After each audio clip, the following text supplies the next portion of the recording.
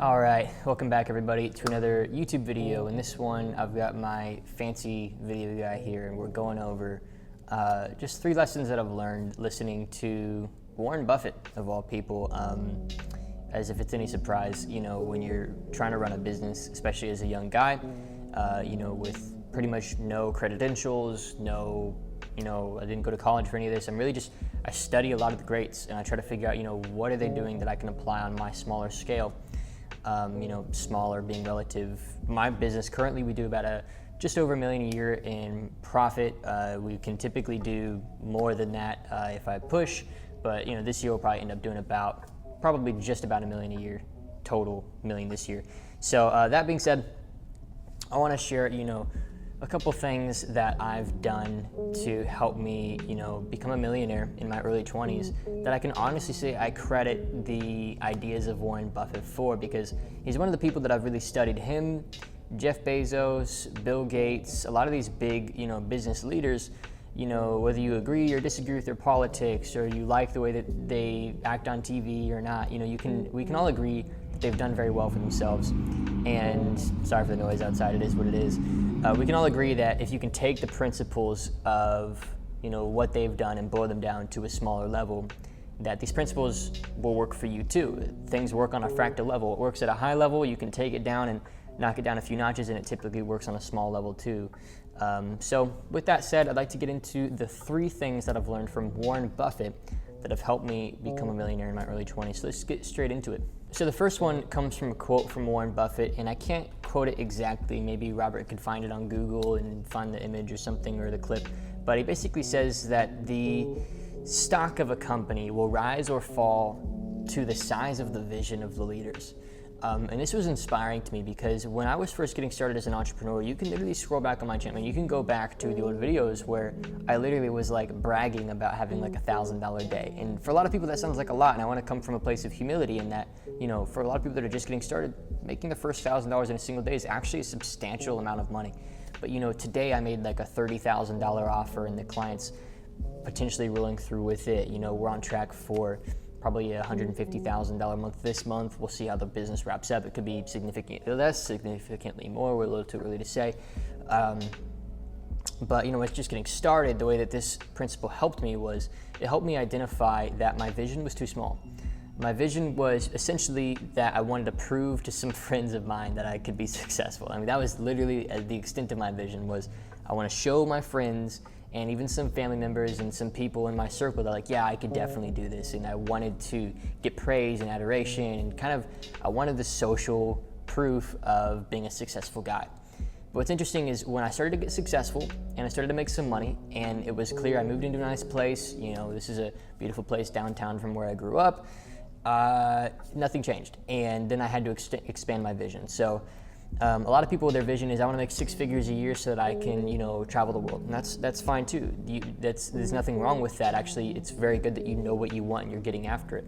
But you'll find that once you get there, half the time you're successful and happy and you're there and it's over. And probably more like 10% of the time, if I'm being honest with you. The rest of the time, you realize that vision was just not enough for you. And it reminded me again of that concept from Warren Buffett of, your stock will rise or fall to the size of your vision. And I almost feel like your business is kind of your stock that you're invested into, right? And you get dividends from it in the form of profits in your own business. And so the size of your vision for your business is going to be the size of the profits that you're going to get from your business. And I think a lot of people get stuck on vision. They get stuck on exactly, what does it mean to have a bigger vision? How can I adopt a bigger vision? And I genuinely think it's as simple as just aiming higher. I think a lot of people are scared to aim higher because they're scared to miss.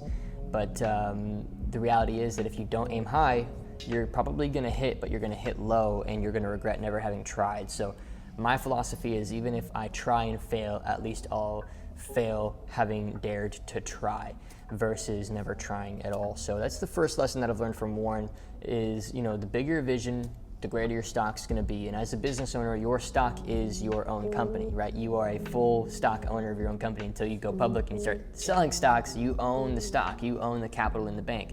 You own every piece of the profits or the losses that it goes through. So really, vision and clarity for the future is one of your greatest assets as an entrepreneur. And this is why we encourage for example, our clients, and I encourage my team even to know exactly where they're going and why they're going there and what they need to do in order to get there. Extreme clarity of the future is one of your greatest assets.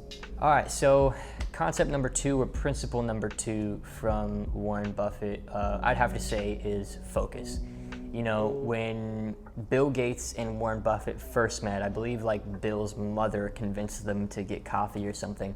And you can actually see this on a bunch of interviews online of the two speaking. They actually spend a lot of time together, which is no coincidence because they have very similar values.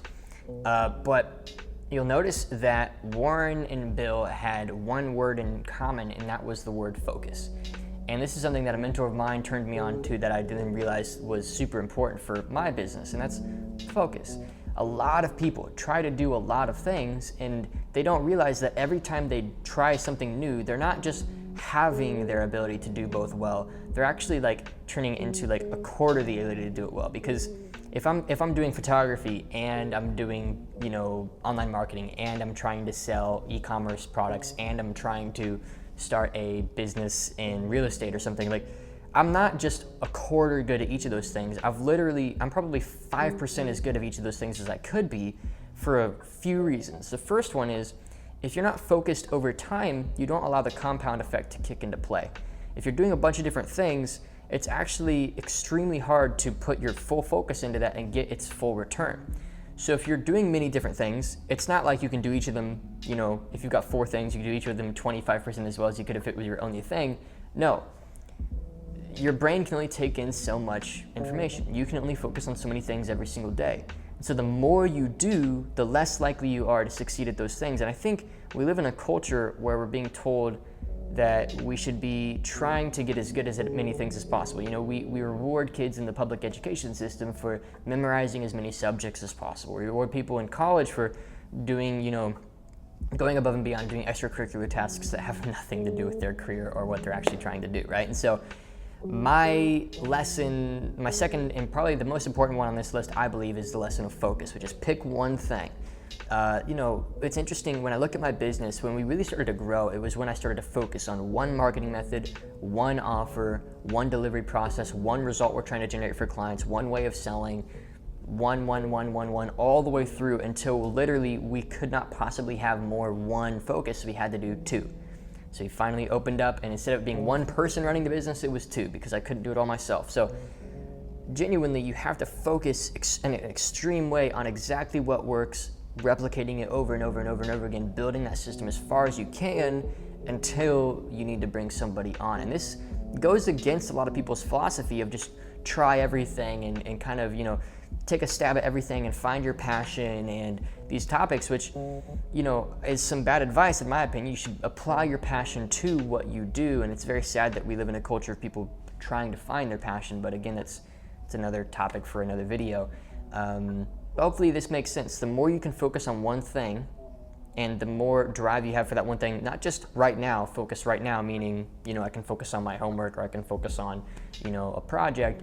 More so, I'm focused and I'm gonna spend the next 30 to 50 years of my life focused on this one thing and choosing to devote your life to something. There's something to be said about choosing to devote your entire life to a specific skill set, and you know, it pays massive dividends. So Bill Gates and Warren Buffett, their favorite word is focus, once sat down in separate rooms to spend some time thinking about what, you know, they have in common or what really they think was the main variable in their success. They both agreed that it was focus without even having to talk to each other. Focus was their main word. So I think there's a lot of power in that, and I hope that that is a valuable second tip for you.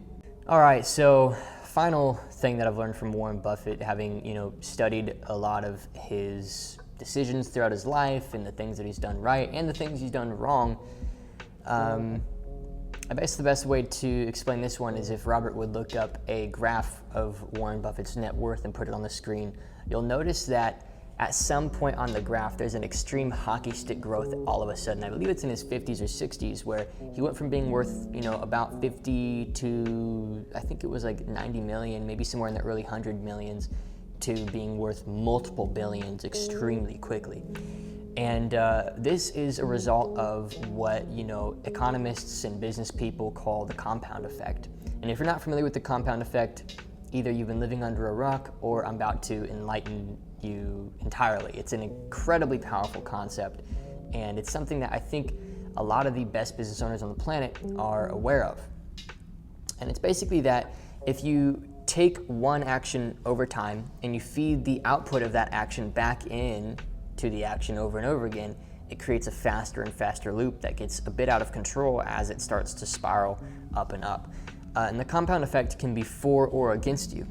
For example, there's a compound effect in our business where, if we're getting clients consistent results, they're succeeding, it allows us to have better marketing and more pull, which allows us to get more clients, and there's a compound effect in our favor. It's kind of a feedback loop per se of, constant, output, feeding back in, creating more output, feeding back in. And he actually used the compound effect in his investments, where his investments had a tipping point at one point where the profit he was getting from his investments he could put back in such a way where it started to create so much snowballing momentum in a positive direction that you don't see his net worth growing like this. You actually see his net worth growing again in a hockey stick motion.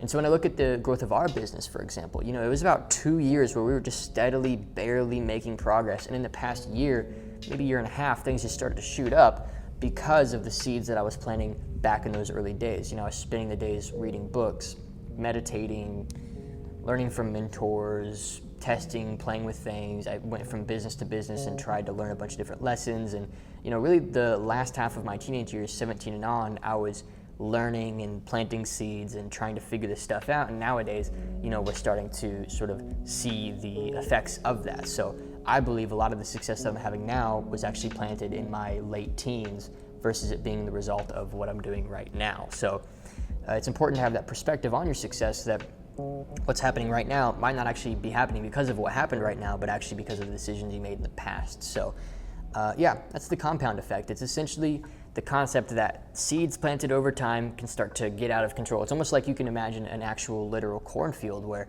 you start off with one corn stalk, and instead of eating any of the corn that grows from that corn stalk, you replant all of the ears of corn as seeds, and then all of a sudden you've got 20. Then you go from 20 to having 200, then you go from 200 to having 800. And so you go from 1 to 800 in only 4 or 5 iterations. I'm not sure how corn works exactly. I imagine it works something like that. Even farmers understand this with their crop. Like, to harvest and sell their crop, they're essentially getting rid of all future potential growth. So to spend your money, for example, or to decide that this is the career I'm going with, this is the job I'm going to have forever, who knows, whatever commitment you're making, you might be getting in the way of a future compound effect which could positively influence your life or your business. So be very careful where you settle, and be very careful where you decide to stay, because odds are once you've settled there, you're eliminating a lot of future potential growth. So that's kind of the final lesson I've learned from Warren Buffett, having sort of studied what he's done with Berkshire Hathaway, with his investment portfolios. And I'm sure there's tons more lessons that I can come up with. Even towards the end of this video, I'm thinking of tons of other things I could say, but these are the 3 main ones that I feel like are going to be the most helpful for my audience. And don't get it twisted, every single one of these concepts has played a role in my business and in my success in my early 20s. And I realized that my success relies on my ability, my continued success relies on my ability to continue to apply these things. It's not like, you can just do it once and then it's over. It's a very constant pursuit of doing things the smart way, doing things the right way, and actually making decisions like a proper business owner versus just, trying to make some extra money on the side or something. So hopefully that makes sense to everybody, and leave a like down below, share any thoughts in the comments, and see you in the next video.